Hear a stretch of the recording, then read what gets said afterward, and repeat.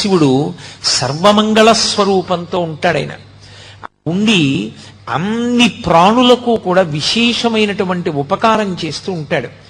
అంత గొప్పగా పరమశివుడు వెలిసినటువంటి క్షేత్రం అరుణాచలం. మనం ఎక్కడికైనా శైవ క్షేత్రానికి వెడితే ఆ శివాలయంలో ఉండేటటువంటి శివలింగం ఏదుంటుందో దాన్ని మాత్రమే ప్రధానమైన శివస్వరూపంగా భావన చేస్తాం. ఉదాహరణకి మీరు కంచి వెళ్ళారనుకోండి, ఏకాంబరీశ్వరలింగము అని ఆ కాంచీపురంలో ఉండేటటువంటి పృథివీలింగమే గొప్పది. ఆ పృథివీలింగ దర్శనం ప్రధానంగా చేస్తాం. మిగిలినవన్నీ కూడా పరివార దేవతలు ఇతరమైనటువంటి లింగాలు ఉంటాయి శివాలయంలో. కానీ ప్రధానమైన లింగం కాంచీపురంలో పృథివీలింగం. ఆ శివలింగాన్ని దర్శనం చేస్తాం. అరుణాచల క్షేత్రం దగ్గరికి వచ్చేటప్పటికి మాత్రం ఒక్కడే శివుడు అరుణాచలంలో ఉన్న